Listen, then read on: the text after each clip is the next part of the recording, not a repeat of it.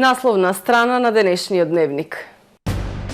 Охридскиот пливачки маратон ќе се одржи во септември во организација на Општина Охрид и Агенцијата за млади и спорт.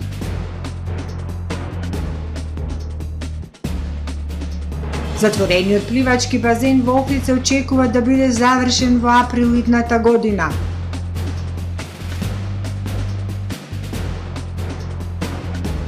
Од локалната велат започнала санацијата на улицата Асном.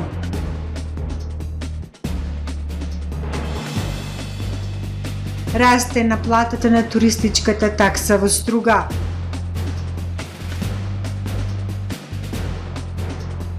Течат подготовките за оведување на шахот како предмет во основно. Со содржините на дневникот започнуваме по временската прогноза. Останете со нас.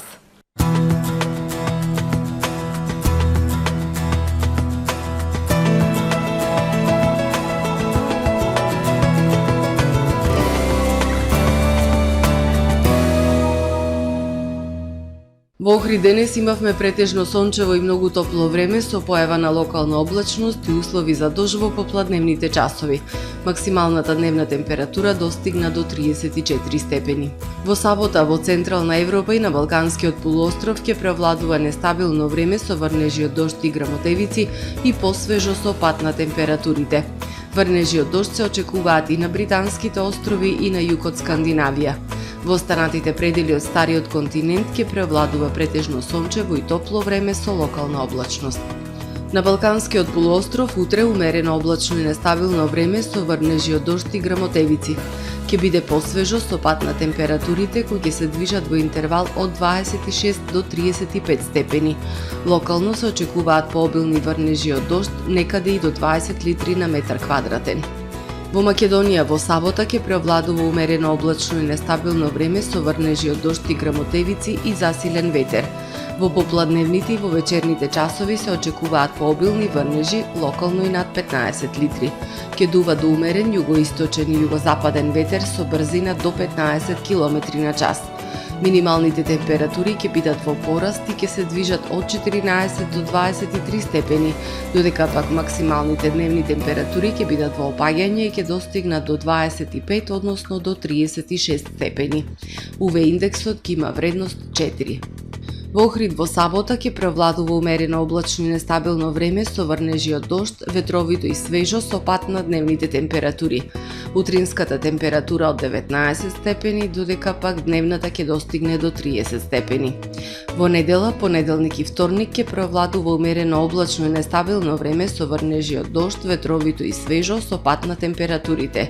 Минималната од 16 степени, додека пак дневната ќе достигне до 24 степени Целзиусови.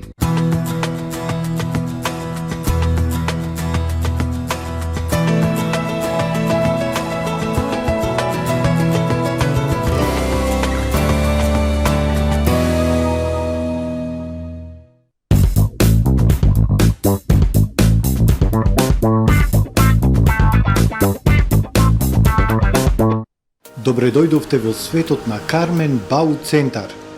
Во беспрекорно уреден продажен простор, купувањето во еден Бау Центар никогаш не било попријатно.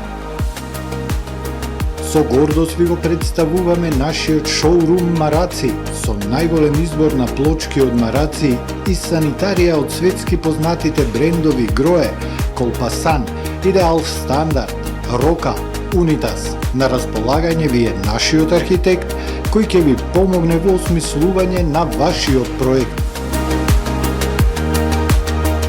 Располагаме со најбогатата палета на ламинат во државава. Одберете од 100 различни дизајни на Swiss Chrono. Покрај стандардниот избор на фасадните системи Knauf и Бекамент, ви нудиме богат избор на професионален алат на реномираните производители Bosch и Divol. Кармен Бау Центар на улица Железничка.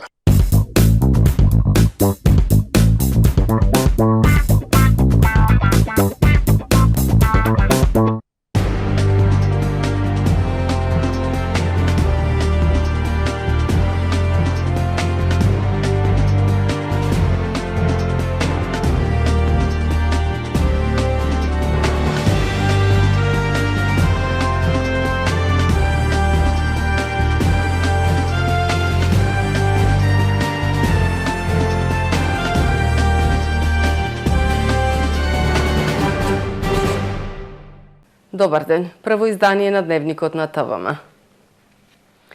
Охридскиот пливачки маратон нема да згасне. Продолжува традицијата долга 6 децении со помош на општината, Агенцијата за млади спорт и бизнис секторот.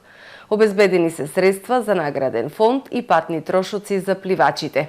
Финансиската полиција ќе го проверува работењето на Пливачката федерација.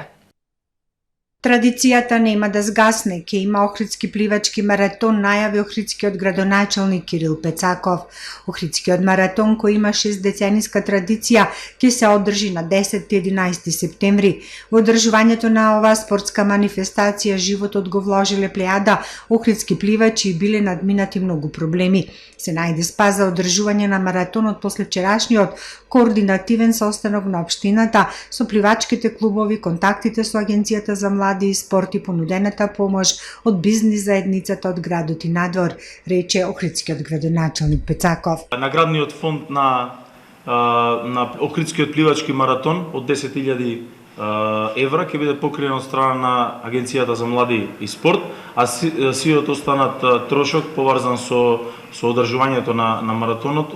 Советот на општина Охрид ќе донесе одлука за доделување на 2 милиони денари од страна на општина Охрид. Нормално, бидејќи сметката блокирана на Пливачката федерација, ќе се префалат на Охридски клуб и врз основа на тоа ќе може да се организира Охридскиот пливачки маратон.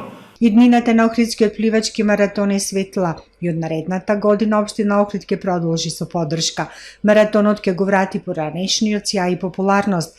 Градоначалникот е убеден дека ова е последен пат да се доведе во прашање одржувањето на Охридскиот пливачки маратон. Директорот на Агенцијата за млади и спорт Наумче Мојсовски соопшти дека ги затекнала вест од Пливачката федерација дека се откажува Охридскиот пливачки маратон.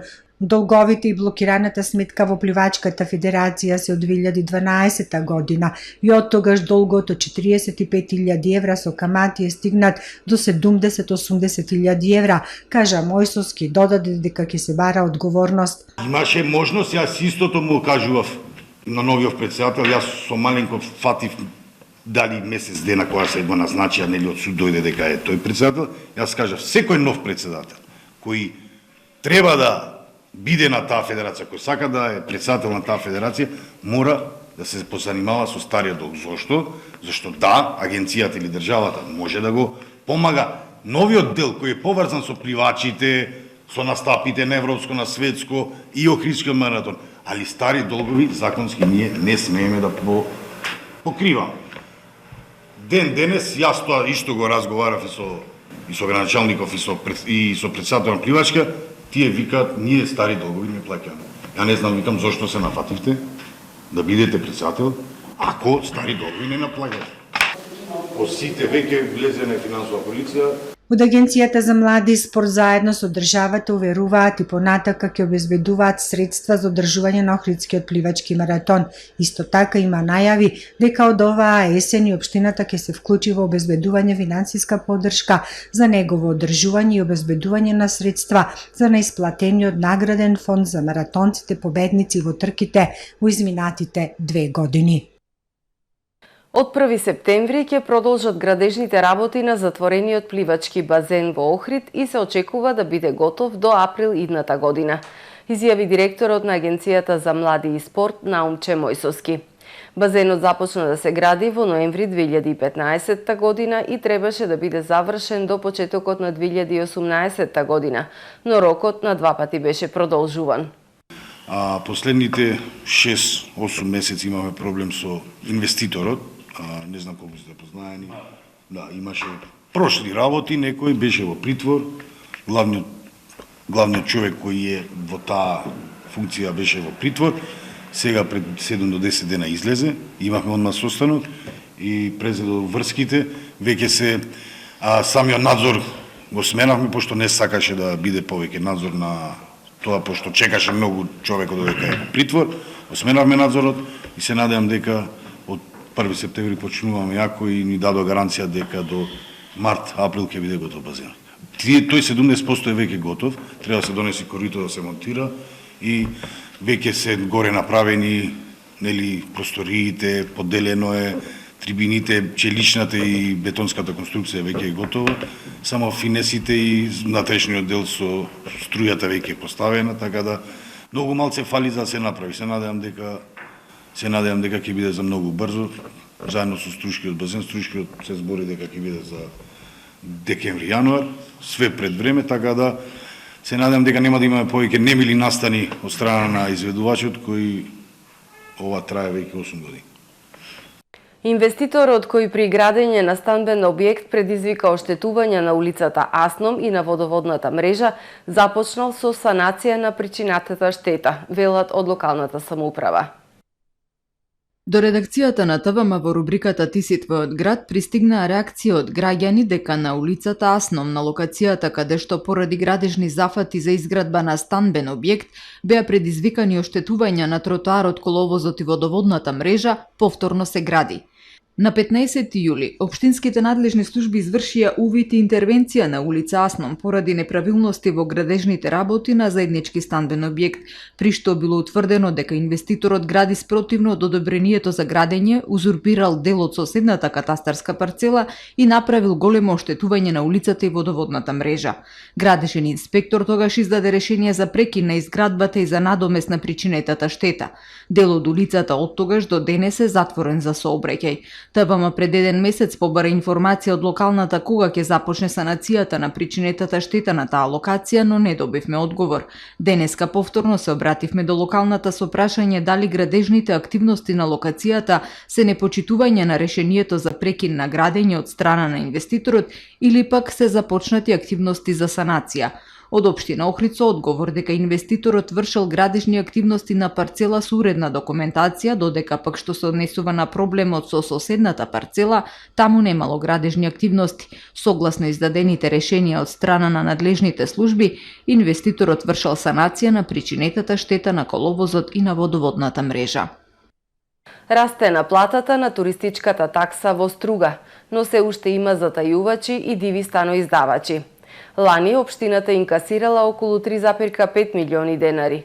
Глобата за непочитување на обврската за правните лица се движи од 2000 до 4000 евра во денарска противредност, додека за физичките лица е пропишана казна од 600 евра.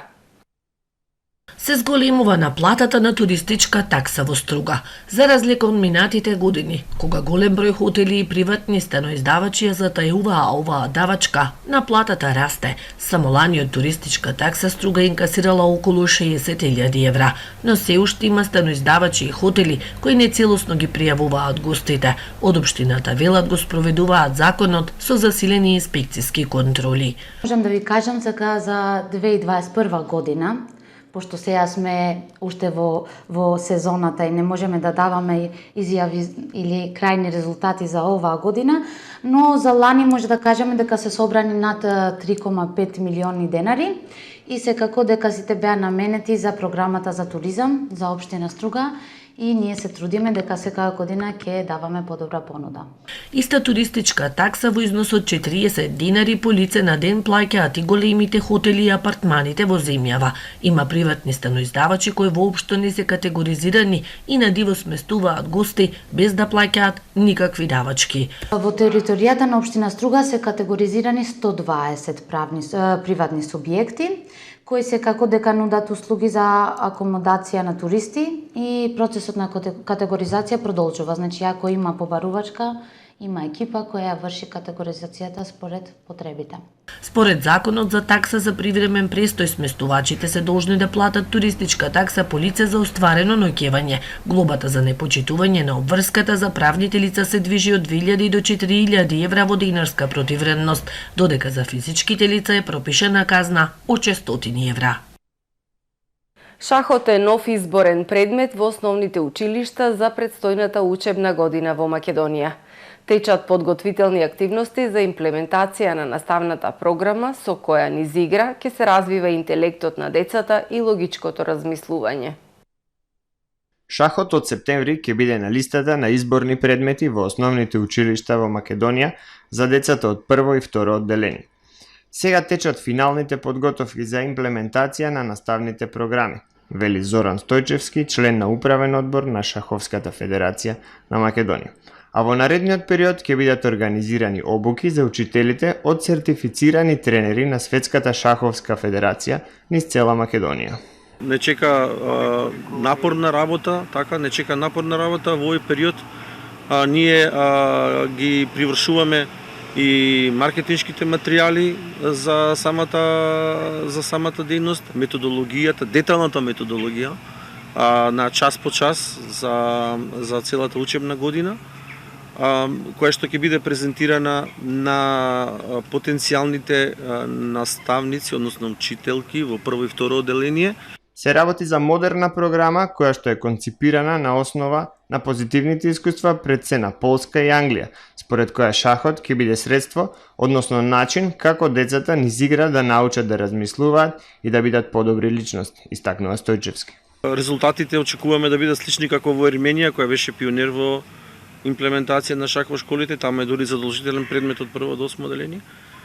Така да очекуваме пред се да постигнеме не да направиме професионалци во шах, многу луѓе тоа го сметаат како зошто се деца во шах, учат шахот, ќе им помогне како низ игра, да го развиеме интелектот на децата, логичкото размислување, да станат едноставно подобри личности и утре да бидат полесно да ги совладуваат своите другите предмети и едноставно утре се надевам да бидат корисни членови на општество. Во приватното училиште Јахја Кемал во Скопје и Струга, шахот веќе постои како предмет кој се изучува, а се надеваме дека и во државните училишта ќе заживее овој предмет, а наставниците ќе се посветат на оваа благородна вештина и ќе допринесат овие наши млади деца да имаат уште една дополнителна смисла во својот развој, смета Стојчевски. Марко Пејчиновски го најави неговото 10-то и за ова лето последно препливување на езерото. Во недела на 28 август за празникот Успење на Пресвета Богородица, тој ќе плива 64 километри на релација Охрид-Струга-Свети Наум Охрид, со што ќе исполни својата цел да преплива вкупно 250 километри. Здраво на сите! Последен пат кога зборев пред камера беше за најавата на мојата цел за ова лето. 10 препливања, 250 км. После 186 км и 9 препливања, тука сум да го најавам моето последно пливање. Охрид, Струга, Свети Наум, Охрид. 64 км. Пред 3 години, поради болки во ногата, го прекинав пливањето на оваа релација и остана мој неостварен предизвик. Тука сум, да се докажам колку сум подобрен. Да си докажам дека можам да го остварам мојот сон, да исполнам мојата желба и празнината која остана. Ова сакам да ме инспирира и вас. Без разлика колку нешто изгледа тешко во животот, не значи дека е невозможно. Без разлика на препреките кои ви стојат на патот до успехот, не смеете никогаш да се откажувате. Имајте своја цел, најдете мотив и остварете. Пливањето ќе се одржува на голема Богородица. И благодарам на сите оние кои ме поддржаа.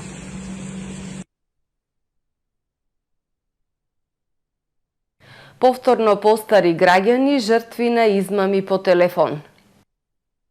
74 годишна жителка на Охрид вчера во Савара Охрид пријавила дека околу 13 часот телефонски добила известување за сообраќајна несреќа во која наводно била тешко повредена нејзината ќерка и дека итно и биле потребни пари за помош и исплата на оштета. Според пријавеното на едно лице кое дошло пред нејзиниот дом, таа му дала околу 3000 евра. Истиот ден во Савара Охрид е пријавено и дека повозрасна жителка од Охридско село била измамена од едно лице кој побарало и добило 300 евра поради наводен долг на нејзиниот син кој живее во странство. Секторот за внатрешни работи Охрид апелира до граѓаните да бидат предпазливи во комуникацијата со непознати лица и да не наседнуваат на вакви и слични измами, да не им даваат пари на измамниците и сите сомнителни случаи веднаш да ги пријават во најблиската полициска станица или на бесплатниот телефонски број 112. Савара Охрид работи на расчистување на пријавените случаи и пронаоѓање на сторителите, пошто ќе поднесе соодветни пријави. Во продолжение да ги погледнеме и вестите од светот. Рускиот председател Владимир Путин и кинескиот председател Си Џинпинг планираат да присуствуваат на самитот на Г20 кој ќе се одржи на индонезискиот остров Бали од 15 до 16 ноември. Оваа вест ја соопштил индонезискиот претседател Џоко Видодо. Тој исто така изјавил дека бил поканет и украинскиот претседател Володимир Зеленски, иако Украина не е членка на Г20. Наводно, Зеленски потврдил дека на самитот ќе присуствува или лично или виртуелно. Самитот на Г20 исто така доаѓа во време на големи тензии меѓу Кина и Соединетите Американски држави околу статусот на Тајван и кинеските претензии во Јужното Кинеско море. 5 лица, меѓу кои 2 девојчиња, загинале во силно невреме што ја погоди Австрија, соопштуваат тамошните власти. Повредени се 13 лица, од кои 2 потешко. 2 девојчиња на возраст од 4 и 8 години загинале кога ненадеен силен ветар урнал дрвја на езеро во долината Лавант во близина на градот Грац. Надлежните соопштиле дека многу од жртвите биле туристи кои го посетиле популарниот туристички регион. Ердоган му понудил на Зеленски средба со Путин во Анкара.